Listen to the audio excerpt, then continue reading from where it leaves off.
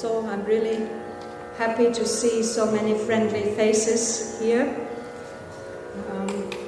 We hadn't originally expected that it would be such a big gathering, but anyway, you're all most welcome.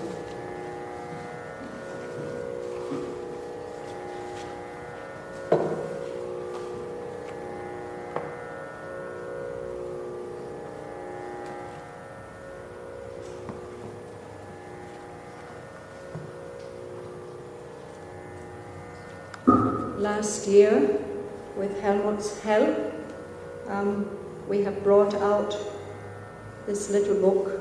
It's called Stars in the Soup. And it is a collection of my poems. The earliest poem in the book was written when I was 14 in 1956, and the last one in 2003. Most of them, all except that very first one, have been written since I came to Oroville. And today I'd like to share some of them with you in the company of my very old friend Gordon. Gordon and I met in Aspiration in 1971, and we've been close friends since. And he is also a poet, but his very special gift is his flute, and he offered to provide some musical background today, which we hope you will enjoy.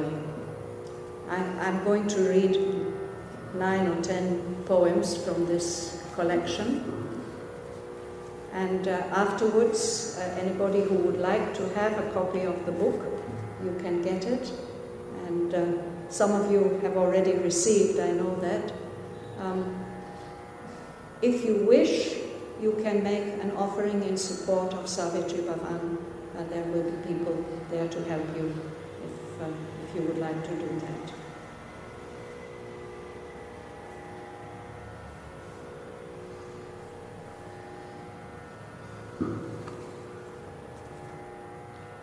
So I'm actually not going to read from the book. I'm going to read from something a bit bigger.